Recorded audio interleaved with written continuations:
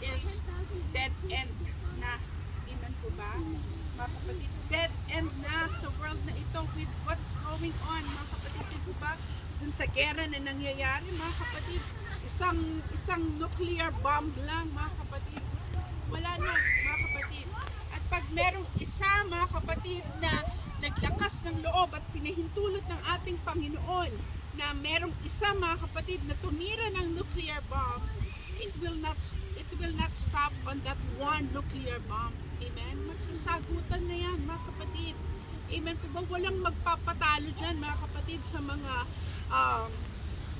malalakas na bansa na yan, mga kapatid. That's why, mga kapatid, dito po, it is clearly, mga kapatid, na ngayon pa lang, pinapakita ng Panginoon sa atin, mga kapatid, that this world is really, mga kapatid, coming to its end. Amen? Ano po ang sabi, mga kapatid, in 2 chapter 3, verse 7?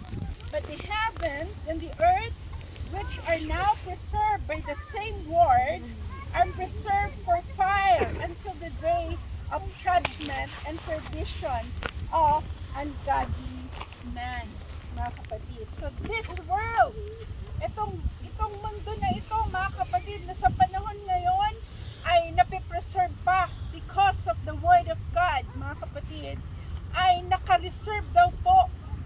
Saan, mga kapatid? This word are reserved for fire.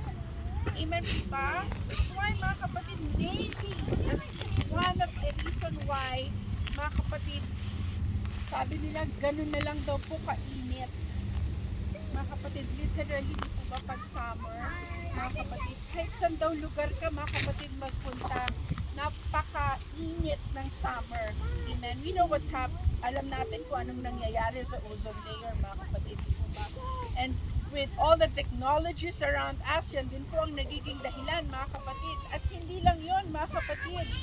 And ang sabi, mga kapatid, are reserved for fire. Pag dumating, mga kapatid, yung panahon na sila po ay laban-laban na, nagbombahan na ng nuclear power, mga kapatid, or ng nuclear bomb, mga kapatid, nandiyan makikita po natin yung epekto nito sa world na ito.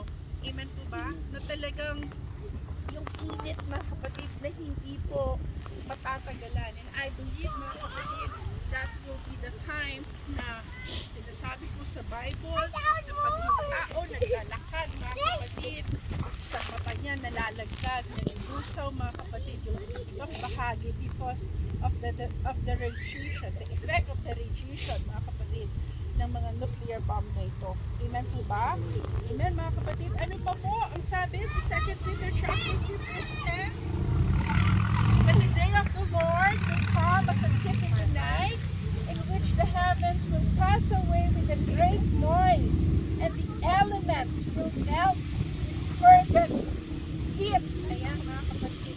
The elements will melt with fervent heat.